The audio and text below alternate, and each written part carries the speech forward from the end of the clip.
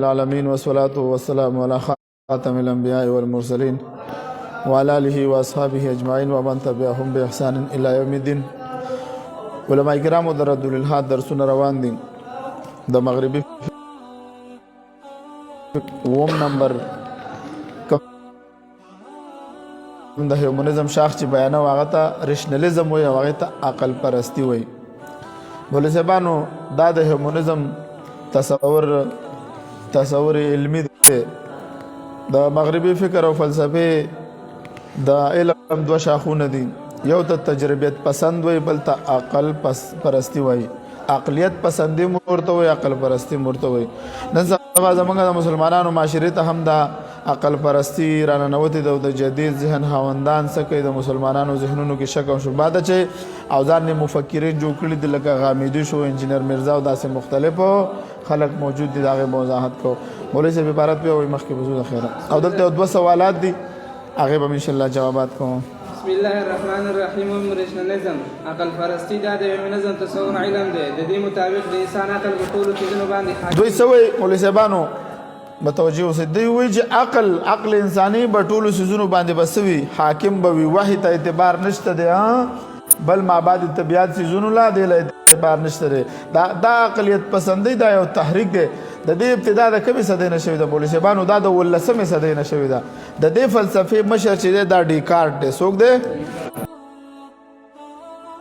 نشي لیدلی. مني تاریخ ماده ده، دا مني، دا ټول څیزونه مني. دغه شانته کې خالق هم مني. دی څه وایي؟ وایي پهلتے ہوئے کائنات خالق کو خارج از امکان قرار نہیں دیتا. دا دومره خوریدونکې دنیا دا د سټیفن هاکینګ په خپله دهري دی، خو چې کله په دې خپلو عقل پرستۍ کې ګیر شي، مطلب مې دا دی دوی چې کله په خپل عقل کې راګیر شي نو بیا څوک بیا مجبورۍ نه خدای مني. مولوي صاحب مخکې ځان په ابتدا کې جدید فلاسفه په دوه مقاطع فکر سره تقسیم شوي وو. یو عقلیت پسند و لکه ریني ډیکارټ او ویني ډیلټس، سپاینه او نوزا او امانویل او کانټ. دا مولوي صاحب مشهور شخصیات دي د دوی. ډیکارټ دی، دغه شان سپاینواز دی، او اما نوایلو کانټ دی وغیره دي. داسې نور هم په دې کې دي. دویمه ډله تجربات پسند و لکه جان لاک، جارج برکلی، ډیوډ هوم. د دوی اصل کې بنیادی اختلاف په څه خبره دی مولوي صاحبانو؟ علمیاتي دی. یعنی موږ به څنګه پوه شو؟ موږ به په تجربې سره پوه شو که عقل په ذریعه به پوهېږو؟ مولوي صاحبانو انسان سره یوازې ډېر څیزونه بعضې وخت کې خلک تجربه کوي، څه کوي؟ ناکامېږي. بعضې وخت ډېر څیزونه دي عقل حواس پکې کار کوي دي. مولوي صاحبانو تر څو پورې تا سره خبرې صادق نه وي که نه او د وحي علم در سره نه نو ته به خطا کېږي. دا خو د عقل فلسفي دي چې د عقل په فلسفو په بنیاد نظریه بدلېږي. ګوره یو وخت کې دا نظریه وه چې دا کائنات مرکز مکه ده، دا د فلاسفو. وروسته یې ویلې کائنات مرکز مکه نه ده، نور دی. اوس یې ویلې نور هم مرکز نه دی. وروره کهکشا کې دا ګرځي د خپل کهکشا نه ګر چاپېره. نو موږ ورته دا وایو چې بهیک تاسو د عقل په بنیاد باندې چې کله فیصلې کوئ او دغه نه یو د وحي علم دی. لکه زموږ چې کوم عقیده نازل شوې ده تر قیامته پورې به دا د مسلمانانو عقیده وي. زه مخکې او دوی بنیادي اختلاف دوی په منځ کې علمیاتي دی. موږ څنګه پوهېدی شو او یا موږ دې پوه شو؟ آیا موږ پیژنو په ساده الفاظ؟ په ساده الفاظو کې څه مطلب شابه سي؟ دې تجربات پسند موقف دی چې علم تجربې نه اخذ کولی شي. او تجربات پسند څه وایي؟ چې تجربې سره به تا ته ګوره د ساینس دا فارموله د یو ځل یو تجربه وکړي، یو څیز باندې بیا تجربه وکړي، بیا چې 5-6 ځله وکړي نو بیا وایي چې لږه داسې شی شو، بس دا خبره ټیک ده. دوی وایي په تجربې سره به تا ته یو علم حاصل کېږي. او عقلیت پسند څه وایي؟ او د عقلیت پسندو دعوا ده چې علم صرف د عقل او شعور سره حاصلولی شي. موږ ورته وایو مولوي صاحبانو چې عقل او شعور او تجربې سره ته څه کولی شي؟ ته به وحي په ذریعه هم خپل پہچان کولی شي. موږ وایو اسلام او عقل پرستی. د دې به وضاحت کوو. نو د عقل پرستی د نظریې د مسلمانانو معاشرې ته هم مولوي صاحبانو ډېر نقصان رسولی دی. زموږ جدید تعلیم یافته طبقه چې ده د عقل پرستی په نشه کې د مغرب فکري غلامي قبوله کړې ده. مولوي صاحبانو دې فکري او نظریاتي جنګ زموږ معاشرې ته ډېر زیات نقصان ورسو. تاسو سوشل میډیا وګورئ، نن سبا ډاکټران ستا دا خبرې کوي وایي سیلاب راشي او زلزله راشي، وایي د غریب کورنۍ او مالداره لسته نه شي ویلی. موږ دا خبره ستا غلطه ده. د پلازو باندې چې اور لګېږي دا د غریب سړي پلازې وي که دا د مالدار وي؟ د مالدار وي. زلزله چې راشي تاسو وګورئ د غریبانانو ډېر کورونه راغورځولي. دا خو یو تکویني امور دي، دا خو امتحان دی، په هر سړي باندې امتحان دی. په غریب باندې به خپل چت راغورځېږي او په مالداره باندې به خپل. دا خبره د دوی غلطه ده. بولي صاحبانو وای مونږ ور دا درته دا د عقل پرستی په بنیاد وای مونږ رواج جوړ شوی دی مونږ عبادت دی څه دی مونږ عبادت دی منګ الله پیدا کړی د خپل عبادت لپاره د خپل ژوند د مقصد نه ځان خبر کی کنه یو سړی ته چې صرف ماده هر سخکاری مولوی صاحبانو به دا خبره کوي چې وای چې بس ماده الله کنو ماده کې خو دومره پاور نشته کنه ماده به تسکه ته تکړه ته د مرګ نه ځان خلاص کړه ته د مرګ نه ځان خلاص کا ته ځان ته خوشحالي ته په ماده باندې مولوی صاحبانو په عبادتو کې ګوره زمنګ څه شه دی زمنګ روحاني فائدہ ده څنګه ته کم سړی چې څونه دیندار دا په سکون کې وخت لري داسې دا کنه د مولوی صاحبانو څومره چې سړی بې دینه وي دا به څه کوي پریشان به وي تا ته خو ماده ده خو ډاکټر پروفیسر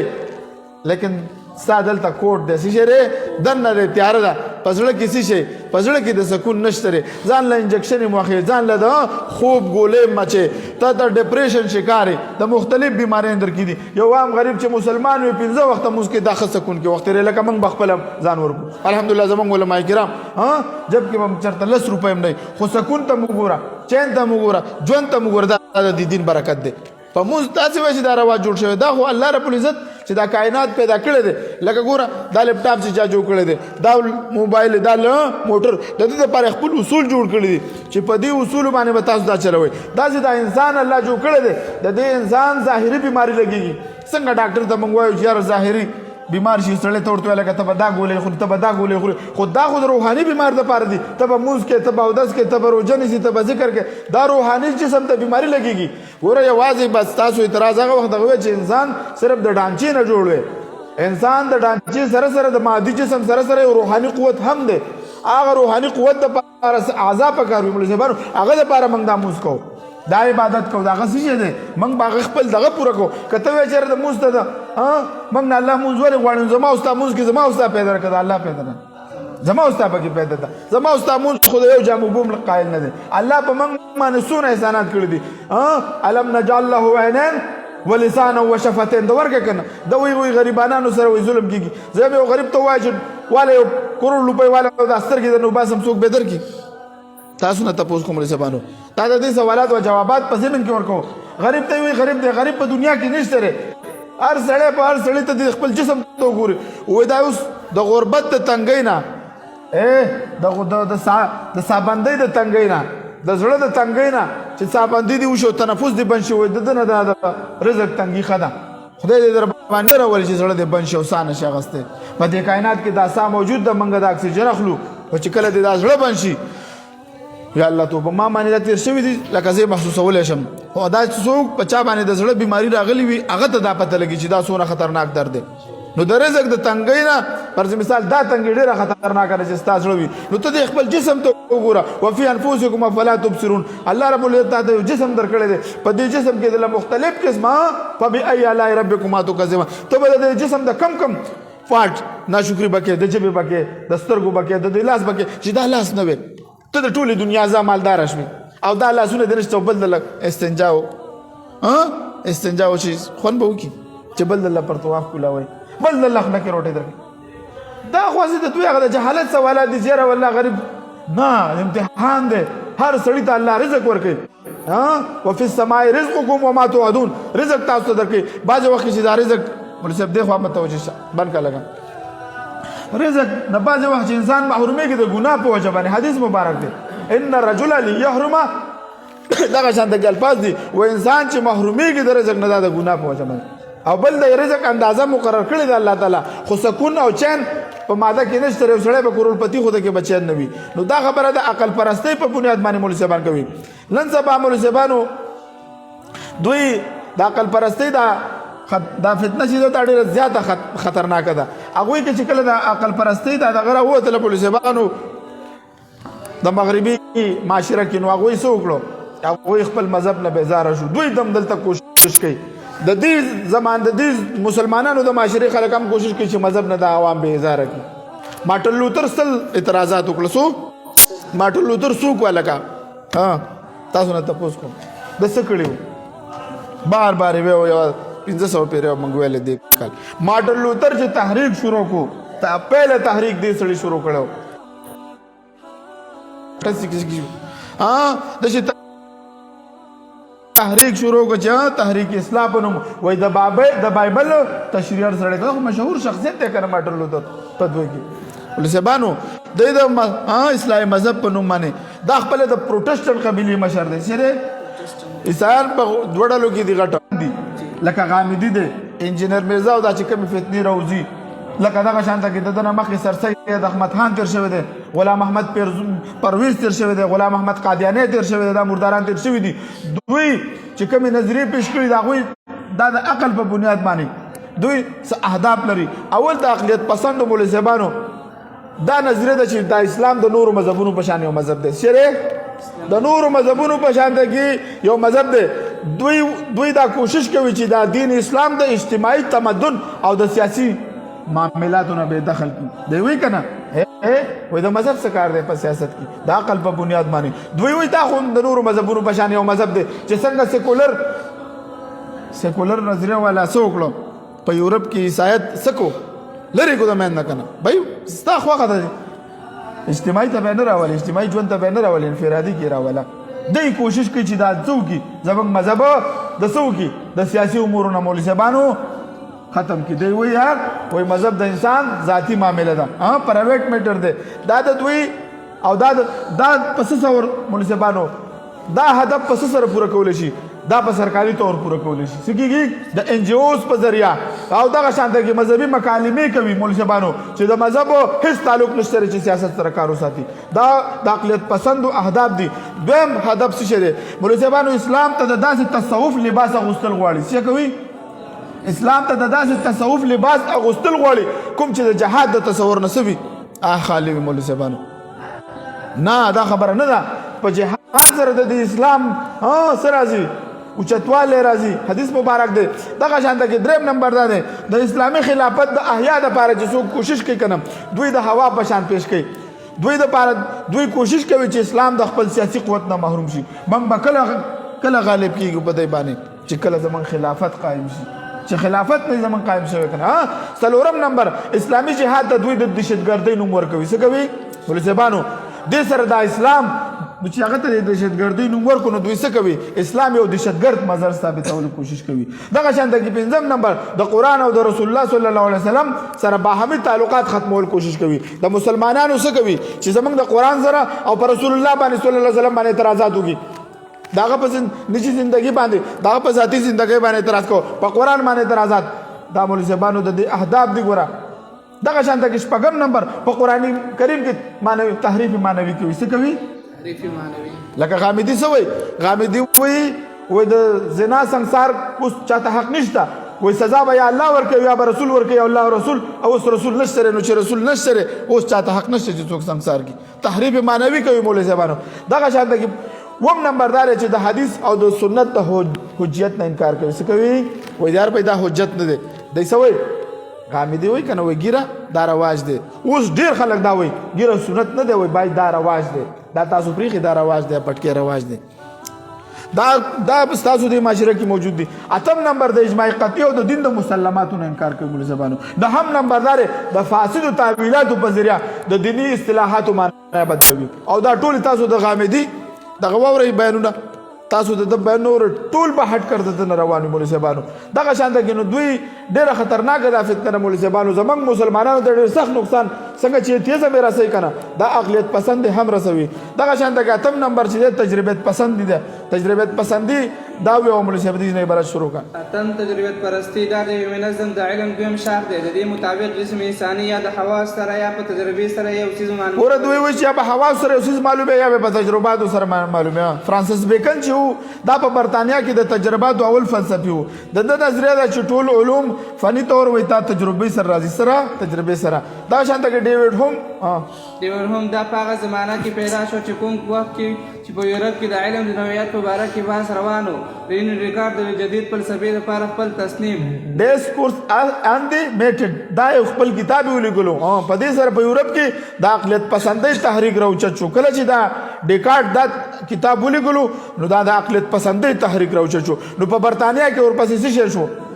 جان لاک راوچت شو د دې مقابله وکړه مولوی صاحبانو چې علم خو صرف تجربه سره حاصلېږي نو ډیوډ هوم چې دا دریم تجربه پسند فلسفي دی راو کوم چې خپل استدلال سره عقلیت پسندۍ ته شدید نقصان ورسو دا مولوی صاحبانو یو کتاب دی فلسفه اور فلسفي ډېر ښه کتاب دی بهترین تقریبا 500 صفحې کتاب دی ما سره شته او دې کې د قدیم فلسفو نه والا تر د جدید د 1950 د پورې د فلسفو مشهور واقعات پکې ذکر دي او ډېر ښایسته دغه لیکل کړي ډېر ښایسته وضاحت یې کړی دی صرف د هغوی بس ژوند ذکر کړی دی څه کړی دی دې کې د مسلمانانو ابن رشد هم د ابن سینا دغه فارابي دا ټول مشهور زمونږ مسلمانان فلاسفه هم پکې ذکر شوي دي ها نهم نمبر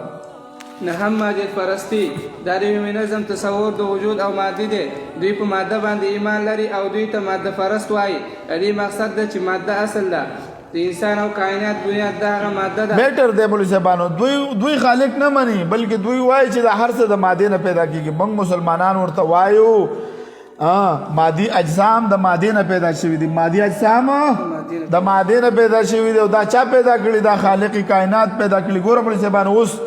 عقلی دلیل موږ ذکر کوو اوس که یوه ماده د بلې مادې نه پیدا شي بله ماده د بلې نه پیدا شي بله ماده د بلې نه پیدا شي او بله د بلې نه او بله د بلې نه نو څه به راځي دور او تسلسل به مولوي صاحبانو را روان او دا به سوي باطل دی لہذا د مادي وجود د بلې مادې نه دی پیدا شوی بلکې الله پیدا کړی دی په دې لحاظ سره کائنات مادي دی کائنات مادي دی موږ ماده د ټول موجود دی د کائنات دپاره ماده ضروري ده لیکن ولې ماده ضروري ده مادې نه جوړېږي نو ماده یا الله خیر ماده ضروري ده نو مادې نه به جوړېږي که نه لیکن ماده غیر مادي ده ماده ولې غیر مادي ده چې ماده د بلې نه پیدا کړي او بله د بلې نه دا عقلي دلایل دي مولوي صاحبانو ماده پرستو بلې نه پیدا کړي او بلې نه دا به څه شي نه ماده غیر مادي ده د ده دپاره څه شي ماده چې دی دا ګوره ماده محرک غواړي دله محرک ماده کې تحریک شته که نشته خو دلته محرک دی که نه خوځېږي را خوځېږي دا بل دغه هم پکې شته د ده لپاره اوس محرک پکار دی محرک الله دی چې دله تحریک ورکړی که نه دغه چا ده د هغې لپاره د بلې مادي ضرورت نشته دی مثال د انسان د سترګو نظر په مشاهدې سره کېږي ورو صاحبانو دلته موږ د عقلي بل ذکر کړی دی دا علامه شمس الحق افغاني رحمت الله علیه دا دغه ذکر کړی دی په خپل کتاب کې مقالات افغاني کې ډېر ښایسته کتاب دی 2 جلدو کې ځان لی واخلئ هغه وایي که نه وایي موږ وایي دا څه کوو دا نظر خو د سترګو نظر خو مشاهدې سره کېږي اوس یو سړي سترګې چې وي خو دا څه به وینو که نه سترګې نه څه سره به وینو خو نظر موږ په خپله نه شو لیدلی وایي عبارت به منګه په سترګو سره وینو لیکن نظر موږ نشو لیدی او مشاهده کول د نظر په سترګو سره نه ښکاره کیږي همداسې ټول کائنات خو مادي نه جوړ شوی دی لیکن ماده د مادي نه بېنیازه ده هغه د بلې مادې نه ده جوړه شوې بلکې هغه بغیر د مادې نه وجود ته راغلی ده البته وجود ورکوونکې الله تعالی دی مادي لپاره ماده ضروري نه ده فاعل او خالق مولوي صاحبانو تاسو به ورته څه وایئ چې د مادې دپاره فاعل او خالق ضروري وي مادې دپاره بله ماده ضروري وي چې دا وایي چې بګ بینګ وشو غرب وشو دماکه وشو نو چې دماکه وشو دا بګ بینګ چې کېدلو ته چیرته وي بګ بینګ کې اواز وکړو نو بګ بینګ په اول سیکنډ کې څه کارونه شوي دي ټول اعتراضات په موږ 15 په تنقیحاتو کې ذکر کړي دي مولوي صاحبانو بیا به ورپسې راواړی بیا به راځه په بګ بینګ به خبره وکړو د بګ بینګ نه مخکې چې کومه نظریه وه چې ماده قدیم ده هغه نظریه صحیح ده که دا نظریه صحیح ده په ده کې بیا بیا راټینګي نو په ده کې هم دا نظام نه شي بیا به اخره کې تخت ایسته ته به اصولو ته راولي هر یو فلسفه چې راولي اعتراضات به کوي خو ته به هم اعتراضات کوي دا به نه چې بس ته به ناست یې اعتراضات به کوي او ته به ورته ګورې نه هغه به اعتراضات کوي ته به ورته وایي چې تاسو نه علم کړی بھائی ته خو راځه ته خو لږ تعریف ماته وکړه د مادې تعریف وکړه ماده څه ته وایي ماده په څو قسمه ده مادې دپاره کم اجزا دي الکتران څه شی دي پروټان څه شی دي نیوټران څه شی دي دوی څه شی دي دوی په ماده کې کم کردار ادا کوي الکتران منفي چارج کیږي پروټان مثبت چارج کیږي الکتران 1000 کیلومتر فی سیکنډ سره د خپل مرکز د غیر چاپیره ګرځي دا منفي چارج ولې کیږي موږ په ټول تنقیحات کړي مولوي صاحبانو دا به تاسو ته صحیح دا به درته یاد الله خالق كل شيء الله خالق كل شيء وهو على كل شيء وكيل الله دا چې پیدا کوونکی دی او هغه په هر شي باندې نگران دی په کائنات کې ماده هم شامل ده او ټول موجودات هم شامل دي بل صاحبانو ماده به د ماده دوه قسمه موږ وضاحت کړی دی موږ ورته وایو چې ما د ماده اول قسم هغه دی په کوم کې چې اکثر او مشاهده چې کیږي لکه دا ماده خو دا یو بیجان سیز دی کنه خو لیکن دا دوه مادې سره یو ځای شي د یو نوی وجود مخې ته راشي لکه دا اوبه د څه نه جوړېږي دا د هایدروجن او اکسیجن نه څه نه هایدروجن او اکسیجن نه اوبه جوړېږي مولوي صاحبانو یو ساینسي خبره ذهن ته راله په دې ژبې کې د ځمکې نه چې اوبه راوځي دا ګرمي او ګرمۍ کې چې راوځي دا یخي دا ولې ها شابسي امر زبانو شابسي ښه خبره ده د خدای قدرت دی دا د الله په دې قادر دی چې په جمی کې د لایخي رو باسي بشکه خو ساينس وای شابسي عقلي دلیل دا دی ورا دلته ټمپریچر اوس زیات دی مولوی زبانو دغه متوجي اوسئ ماشاءالله ټمپریچر دلته زیات دی چې اوس دی وخت کې د ځمکې ټمپریچر د 15 نواله تر د 25 سنټیګریډ پورې هر وخت کې وي نو دلته اوس څو دی دلته 5 دی نو اتوماتیکلی لاندې ګرمۍ نه چې اوبه راوځي ګرمۍ به په ګرمۍ کې دلته سنټیګریډ د 35 نه 40 پورې لاندې 25 نه راوځي 15 نه راوځي 20 نه چې راوځي بتاته یې ښکاري مرسبانو موږ ورته وایو که نه دا اوبه چې جوړېږي د څه نه جوړېږي د اکسیجن او هایدروجن نه د ده نه چې ملاب سره څه کېږي بار بار تجربه کوه د کې به څه کېږي د کې به څه کېږي د نه به اوبه جوړېږي دغه شانته کې اوس په ده باندې ته حکم لګولی شي چې بهي چې د فلانې مادې د یو ځای کولو سره په پلانکي شرایطو کې فلانې حیثیت ظاهرېږي یو قسم دا شو دویم قسم دا دی چې دا د انسان متعلق د مولوی صاحبانو خو په دې کې ته حکم نشي لګولی د په قطعي اسباب او نتایجو سره ته حکم نشي لګولی دا ولې دا د مادې په شان خو مجبوره نه دی که نه مولوی صاحبانو موږ د مادې په شان مجبوره یو موږ د اکسیجن په شان مجبوره خو نه یو چې هایدروجن سره به یو ځای کې اوبه به رانه جوړې شي موږ خود مختار یو څه یو نو په ده باندې دا حکم لګول دا مشکل دی مولوی صاحبانو نو موږ وایو چې ګوره دا خبره ستاسو غلطه ده چې انسان څه شی دی دا خپل مقصد نه لري لکه د خاورې ډیرې او په انسان کې به څه فرق شو خاورې ډیرې ماده دی که نه دی او انسان هم ماده دی خاورې ډیرې د خپل مقصد نه دی خبر خو انسان د خپل مقصد ته خبر دی چې الله وایي ما خلقت الجن والانس الا ليعبدون الذي خلق الموت والحیاة ليبلوکم ایکم احسن عملا الله وایي تاسو ما پیدا کړی یاستئ چې تاسو کې څوک او الله وایي تاسو ته ما ژوند مې درکړی دی صحت مې درکړی دی رزق دل در کوم اشرف المخلوقات میں پیدا کړی استي ولقد کرمنا بني ادم ټول مخلوقات میں تاسو ته پاره پیدا کړی خلقت الاشیاء لاجلک دا هر ساينسدانان اوسه پورې دمره مسله ثابت نه کړل چې د انسان پیدا نه وي ټول د انسان د پاره په دې کائنات کې موږ چې اوسې کو سو پیمانه ساينسي دي موږ ویلو یو کور کې 322 پیمانی دي سو 322 پیمانی الله په دې کائنات ستا په دې ځمکه کې خې دي ستا د ژوند دپاره دا د الله نعمتونه نه دي چې ته دا غریب دی او دا چې دی دا غریب دی دا مالدار دی ته دې پیمانو ته وګوره چې دا ستا پکې نه وي اکسیجن ختم شي د دنیا یو سړی کرپتی دی وابخلي ځان له سکند سا اوبه ختم شي وابخلي ځان له دغه شانته کې خوراک ختم شي وابخلي دا ته وګوره دې کې ټول موږ مشترک یو هر یو انسان ته الله رب العزت صحت ورکړي هر یو انسان ته دا نعمتونه دا الله دا نعمتونه هر یو انسان ته حاصل دي ټولو نه غټ نعمت د خپل جسم دی او روح صحت دی یو انسان به کروڑپتی اربپتی به یو د باندې به مالګه بندې دله به خوند ورکړي یو انسان به کینسر بیمار وي ټوله دنیا به د دله به دا ژوند خوند ورکړي او یو انسان به روغ جوړي غریب به وي او دا به خوشحال وي او دا به مونځ اودس کوي دا به وایي الله شکر دی چې په څلور ورځو باندې روغ پیدا کړی شکر دی چې ژبه دې راکړې خبرې پرې کولی شم کم خلکو ژبه کې چې لوکنت وي ته د هغه نه تپوس وکړه هر څوک ورپورې خاندي داسې دا که نه مولوي صاحب کم سترګه کم سړي په سترګو کې چې لږ کوږوالی وي په سترګه معمولي وایي دا شیړه دی کم سړي کې چې ګوره دا عیبونه کم سړی چې په غوږونو باندې کوڼ وي خلک ته سوچو که چې تا ته روغ صحت درکړی وي ته دا غریب دی غریب هېڅ کله نشته دی بم خواهشاتو غریبانان کړي وو په موجوده معاشره کې داسې غریبانان چې صحابه کرامو په شان په خېټې کاڼو تړي تاسو ته پوښتنه د الله د محبوب په شان پکې څوک شته د الله محبوب کړی دغه نه دی کړی ناشکري نه کړی صحابه ویلې د الله رسوله من کاڼې تړلی خېټې پورې ما دوه تړلې غریبي او مالداري دا ګوره مقصد نه دی مقصد څه شی دی مقصد دا چې انسان څوک د الله په حکمونو د نبی علیه السلام په مبارکو طریقو باندې ژوند تېر کړي نو موږ دا څه وکړو دا موږ دا درې خبرې ذکر کړو ریشنلزم عقل پرستی تجربت پسندي او بله مادیت پرستی لسم نمبر چې تصوریت د انشاءالله دا به سبا ذکر کوو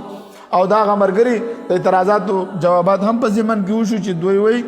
چې زلزله راشي سوګي زلزله چې راشي وي غریب تباہ کوي او مالدار له څه نشي ویلی دا خبره غلطه ده پلازې د مالدارو پکې راغورځېږي په پلازو باندې اور لګېږي د مالدار خلکو کې دغه شانته کې چې راځي دا تکویني امور دی دا امتحان دی دغه شانته کې مونځ چې دی مونځ کې زمونږ فایده ده چې زمونږ ظاهر جسم بیماریږي او ظاهر موږ اعضاو ته ضرورت لرو خوراک له ضرورت لرو زمونږ روح هم خوراک له ضرورت دي دغه شان ته کې هغه د پارسی شدي دا روحاني اعمال الله مقرر کړی دي او هغه یو مشهور واقع چې بل ورځ موږ ویلې و چې هغه یو ډاکټر سوی امریکایي پروفیسور وای که زما وسوشي چې زه سو کم په ټولو امریکایانو به موز لافظ کم په دې موز کې څه کېږي دا زړه چې د فشار خون ټول جسم لور کوي کله چې انسان سجدي ته لاړ شي نو د زړه بره نو د سر ته د ټول جسم ته په یو شان ته کې دا کول شي په اودس کولو کې څونه فواید دي ساينسي فواید پکې راولټوي دا خبره د دوی غلطه ده نو دا درس دوستانو مخکې شیر کوي ډېر اهم درسونه دي دا فتنه ډېره زیاته شوې ده د دې لپاره علماء کرامو د پکار دي چې توجه وکړي دا فلسفه او دا نظریه